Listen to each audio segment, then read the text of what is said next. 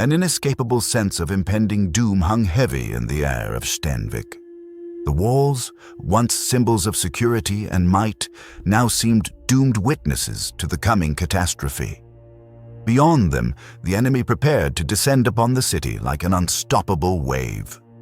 Ragnold Iron Hand, leader of a brave band of Vikings, cast a final glance at his warriors. He knew there was no hope of salvation. Yet Viking pride burned in his veins, and he knew one thing: they would not surrender without a fight. Stenvik's warriors were few, but the Vikings believed that strength lay not in numbers. True power resided in the ability to fight to the bitter end, even when the odds were overwhelmingly against them. As the enemy army approached, they braced themselves for a bloody battle, where every arrow and every trap would serve as a reminder that Stenvik would not fall without a trace. In the distance, the first enemy shadows appeared, and the sound of war drew near like a menacing roar. Yet behind Stenvik's gates, tension reigned supreme. The city prepared for a battle that would forever be etched in memory. Blood and steel were about to mix, transforming Stenvik into a raging inferno of fury. The Vikings would be remembered not for the number of enemies they slew, but for their courage in fighting to their last breath. Stenvik, a magnificent city in the lands of Rus, did not arise by chance. Its history is rooted in a time when the forests and rivers of the Kievan land were wild and unexplored. Situated at the edge of a fjord where waters merge with the sky and mountains rise like sentinels, the city began as a settlement of Norwegian fishermen and hunters. Soon, however, it became one of the Viking strongholds in Rus. Long before Stenvik became a fortress, its first inhabitants were Norwegian Vikings, descendants of Scandinavians who crossed the North Sea in search of new lands and riches. These people, known as the Rus, were part of the great Viking movement that swept across Europe and Asia. They left their mark not only as warriors, but also as traders, explorers, and colonizers. Arriving from Norway, Sweden, and Denmark in their long ships, they navigated seas and rivers with deadly precision. Stenvik was founded around the 9th century when a group of Norwegian Vikings led by chieftain Ragnar arrived at the mouth of the fjord. The land was wild, with impenetrable forests, rivers, and a harsh climate. But Ragnar and his followers were not deterred by the difficulties. Instead, they turned them into advantages. Over time, the village grew into a thriving city thanks to trade with the local population. Stenvik, meaning stone village, in Old Norse, derived its name from the rocky cliffs surrounding the fjord. The Vikings built houses of wood and stone, creating narrow streets and squares where residents could gather, trade, and celebrate victories. The homes, with thatched roofs and wooden walls, were simple yet functional. In them, the Vikings lived, sharing the bounty of their hunts and harvests. Stenvik's culture was shaped by its Viking heritage and interactions with Slavic peoples. Its religion was tied to ancient Norse gods such as Odin, Thor, and Freya, with sacrificial rituals being common at festivals. Over time, the presence of Christian missionaries led to religious syncretism, where pagan practices mingled with the new faith. This created a unique blend of beliefs that made Stenvik a meeting point for various cultures and ideologies. Life in Stenvik was governed by the Viking code of honor. Loyalty to clan and family was paramount, and bravery in battle was considered the highest virtue. The Vikings of Stenvik were renowned for their mastery of weaponry and fierce endurance in combat. Yet beneath their might lay a strategic and commercial intelligence that made them formidable adversaries and allies alike. Stenvik's bustling market, like a buzzing hive, attracted traders from all around, becoming one of the largest exchange centers in the region. Here, furs, grain, precious metals, and, regrettably, slaves changed hands, forming a complex web of trade connections. This city, founded by Vikings, became a vital hub connecting distant corners of the Byzantine Empire and lands beyond, confirming their insatiable thirst for exploration and commerce. The warriors of Stenvik, whose deeds were immortalized by skalds in epic sagas, celebrated their ancestors and their glorious conquests. However, it was not only martial prowess that contributed to the city's prosperity. Stenvik's artisans and blacksmiths, possessing exceptional skill, forged weapons and armor that were prized throughout Russell. Iron, mined from nearby mountains, was transformed in their skilled hands into sharp blades and sturdy shields. This craftsmanship not only served as a source of pride for the Vikings, but also as a crucial tool in their trade relations with other kingdoms, strengthening their economic influence. Over time, Stenvik became a center of power in Russes, strategically located near rivers that traversed the land. This allowed the Vikings to control vital trade routes between North and South, between Western Europe and Eastern Asia. However, trade alone did not ensure the city's strength. Stenvik also possessed significant military potential. Its warriors, hardened in battle and well-trained, were always ready to repel any threat. The fortress, built on rocky hills, served as an impregnable citadel, its walls of wood and clay defended by archers, swordsmen, and even mounted warriors, showcasing their military might.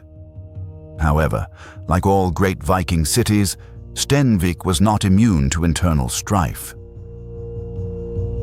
Power struggles among various factions were a constant occurrence, and disputes over land and resources flared up regularly. Charismatic leaders emerged and vanished, vying for control over the city and its immense wealth. Councils of elders and things, assemblies where important decisions were made, became arenas for fierce battles of wits and strategies. Despite this, Stenvik remained true to its essence, where honor, blood, and fire determined its destiny. As time passed, Stenvik continued to evolve while maintaining its connection to the warlike spirit that had given it birth. Its inhabitants, descendants of the first Vikings who came to conquer and colonize the lands of Russes, held sacred the legacy of their ancestors.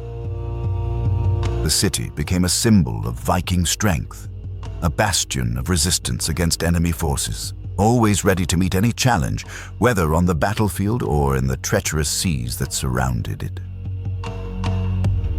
The story of Ragnold Iron Hand began in a humble village, lost in the snow-covered expanses of Rus, where winter seemed to reign supreme, and the icy wind whispered legends of ancient heroes.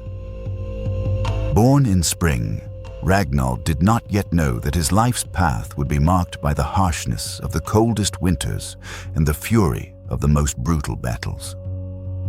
Son of Eric, a fearless warrior, and Helga, a woman of extraordinary strength and ancient wisdom, he grew up surrounded by steel and fire.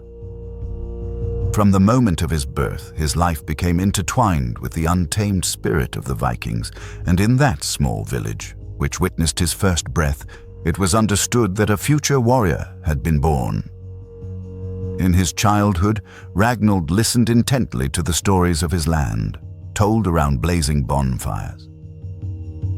His father, Eric, a respected chieftain among the local warriors, eagerly shared the art of war with his son. From an early age, Ragnold displayed an astonishing resilience to cold, a trait many believed he inherited from his mother, who hailed from an ancient and wild lineage dwelling in the mountains. His childhood was spent in relentless training, where he deftly handled small axes and shields as if every movement was an extension of his will. In the dense forests of Rus, where wolves howled at night and the wind cut to the bone, he learned to hunt and survive.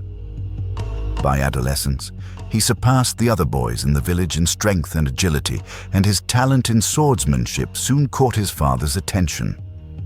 By his youth, Ragnold possessed the body of a warrior and the spirit of a leader. Viking blood coursed through his veins, and his hands were calloused from tireless training. However, there was more than just strength in his eyes. He was calculating, thought strategically, and understood that in the harsh world of Russes, brute force alone was not enough. At 15, Ragnold faced his first true battle. Raiders from the southern lands attacked his village, killing the elderly and leaving women and children defenseless. Ragnold, displaying leonine bravery, rose to defend his loved ones. With an axe forged by his father, he delivered crushing blows to the invaders, severing limbs and heads with astonishing precision for his age. It was in this battle, under the cold gleam of steel, that he first felt the weight of death in his hands. But more importantly, he tasted victory, which predetermined his future destiny. Ragnold's youth was forged in battles. He gained a reputation as an invincible warrior and soon became the best swordsman in the region. His mastery of the blade did not go unnoticed, and he distinguished himself by his coolness and control in combat. However, behind this skill lay an inner fire, an insatiable desire to test his limits. By the age of 20, Ragnold was leading small detachments on campaigns and ambushes, invariably returning victorious. However, his true triumph lay ahead when Halv, the powerful Jarl of Stenvik, decided to challenge the fate of the city he governed.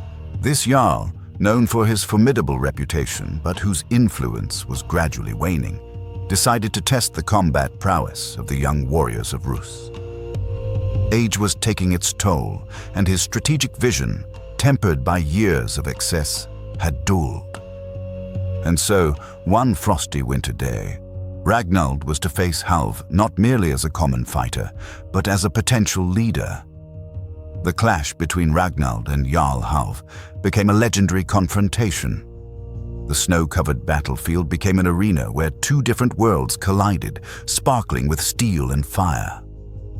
Halv, with his brute strength and vast experience, seemed an invincible opponent. However, Ragnold proved himself a superior tactician. He understood that victory lay not in brute force, but in well-planned strategy. With a swift and confident move, Ragnold disarmed the Jarl, and with incredible force, he cleaved his sword in two.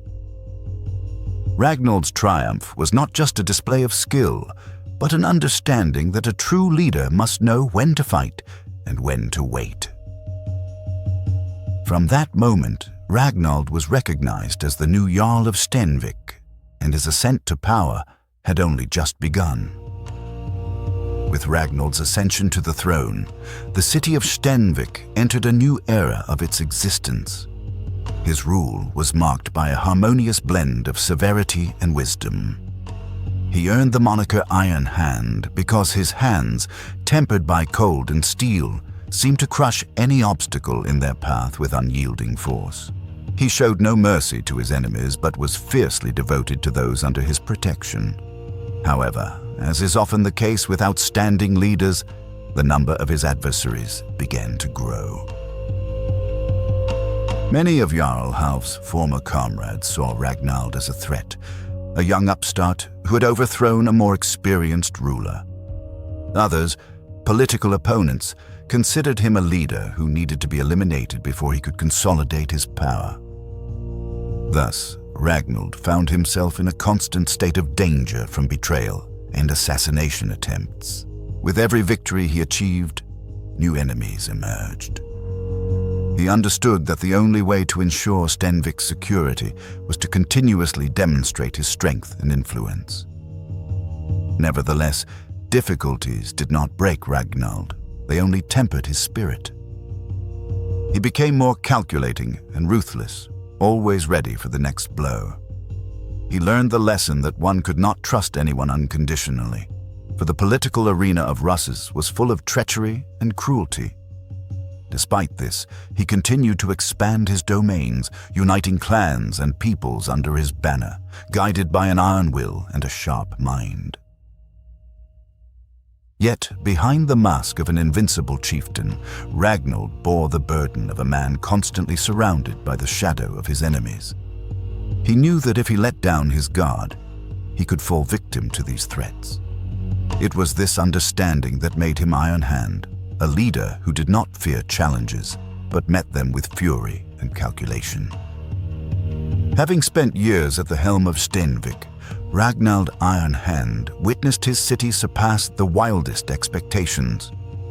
The early years of his reign were marked by conquests and victories, but also by trials that tested his leadership and strategic thinking.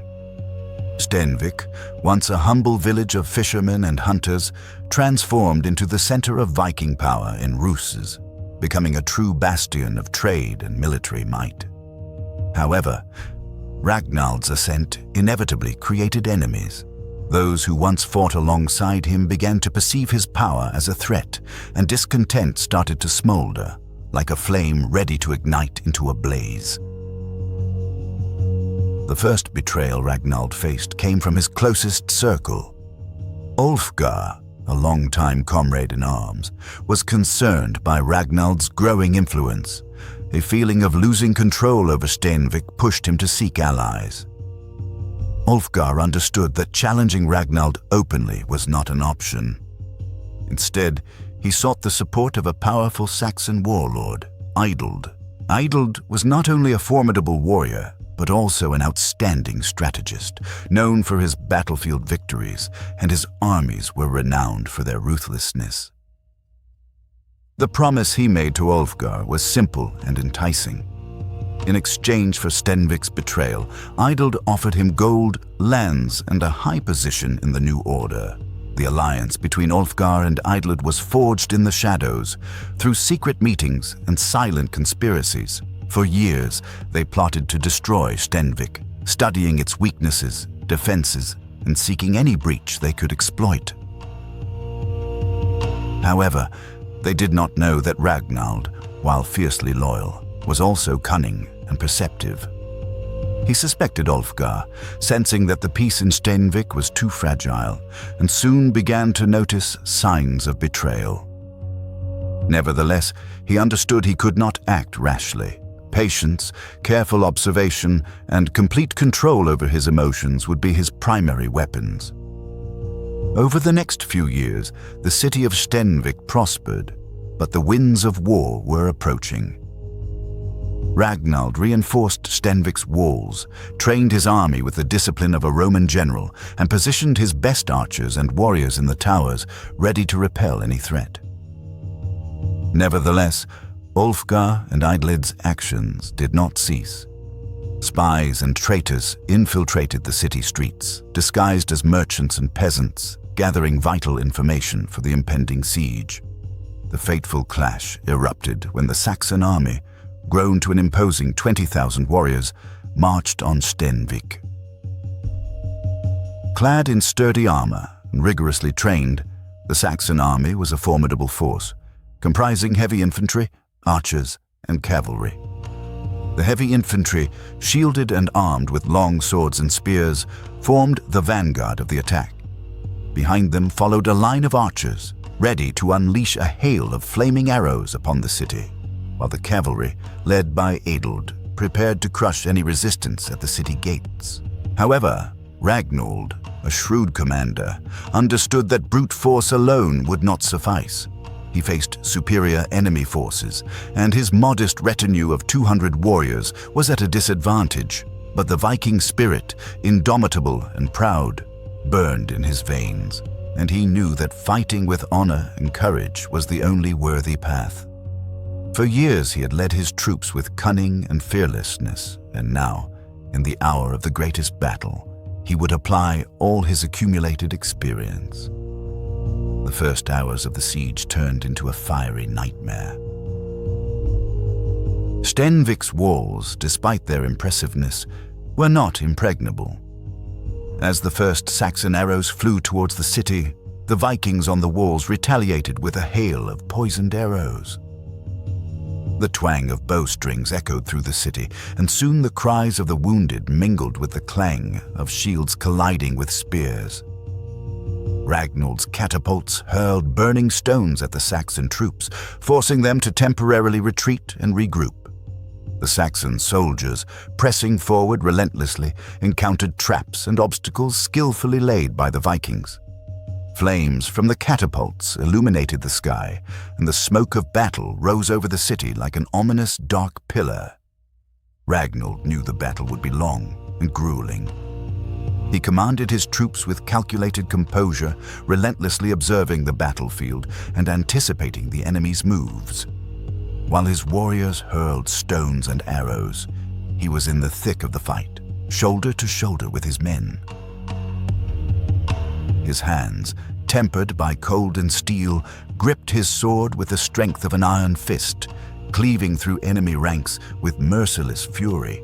Every movement was precise, every blow deadly, but with each passing minute, the enemy's onslaught intensified, and the Saxons advanced with all their might. After several hours of fierce fighting, the Saxons began to realize that taking the city would not be easy.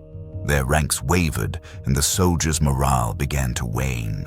But more importantly, doubt crept into their ranks. Something was wrong. The information about the weaknesses of the walls and the city guard proved false. The allies who had helped organize the siege had vanished without a trace. The Saxons did not suspect that Ragnold had already identified the traitors, those who had provided false information, and was waiting for the opportune moment to act. As the sun began to set, the battle reached its climax. The Saxon forces were exhausted, while the Vikings, though weary, maintained their resolve and fighting spirit. Ragnold, clenching his iron fist, ordered his men to temporarily retreat. Taking advantage of the enemy's confusion, he infiltrated their ranks with a small group of loyal warriors. Through a series of swift and stealthy attacks, he identified the traitors entrenched within the city and executed them with the cold precision of a warrior who understood that in war there is no place for mercy. With the traitors dead and the outcome of the battle hanging in the balance, Ragnold gathered his forces for a decisive assault.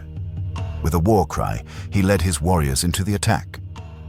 Stenvik, stained with blood and shrouded in smoke, became an inferno of fire and steel.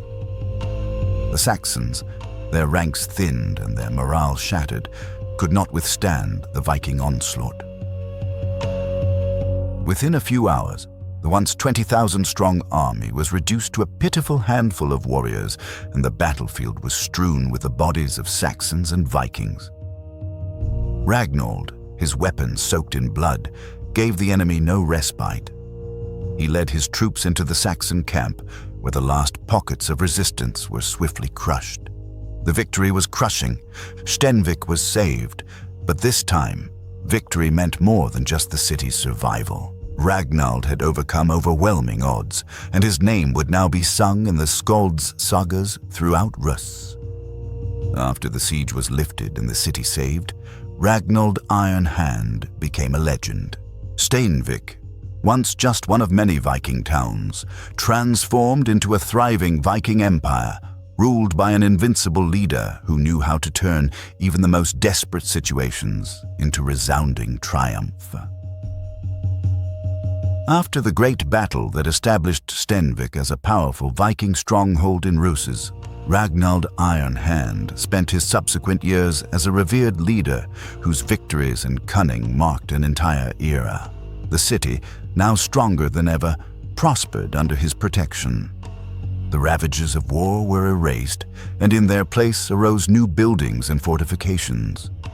Ragnold, a wise ruler tempered by countless battles, continued to strengthen Stenvik's walls, always vigilant against any potential threat. Over the years, Ragnold forged alliances with other Viking chieftains and even neighboring kingdoms, ensuring Stenvik's robust defense through a network of powerful allies. He led successful raids, expanding his territory and conquering new lands. Yet, despite his fame and power, he never allowed pride to blind him. With each victory, he remembered that a leader's true greatness lay in ensuring the prosperity of his city and the loyalty of his warriors. Under his wise guidance, Stenvik transformed into a flourishing center of trade, knowledge, and culture, serving as an example of what Vikings could achieve when united for a common purpose. Until his last days, Ragnold maintained the image of a strong-willed and majestic leader. His adversaries, defeated and scattered, forever lost the courage to oppose him. He passed away peacefully, concluding a life entirely dedicated to the well-being of Stenvik and its people. In his twilight years, Ragnold reflected on Stenvik's past glory and the legacy he would leave for future generations. He was confident that the memory of his city, its defiant spirit, and its glorious deeds would live on in the tales of skalds for centuries to come.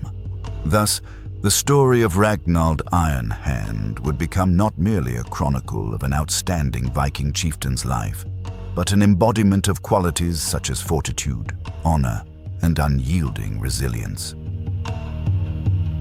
Stenvik, a city born in the crucible of battle and forged by the valiant hearts of its warriors, continued its triumphant march even after its leader's demise, remaining a symbol of power and glory in Russes, forever linked to the name of Ragnold Iron Hand.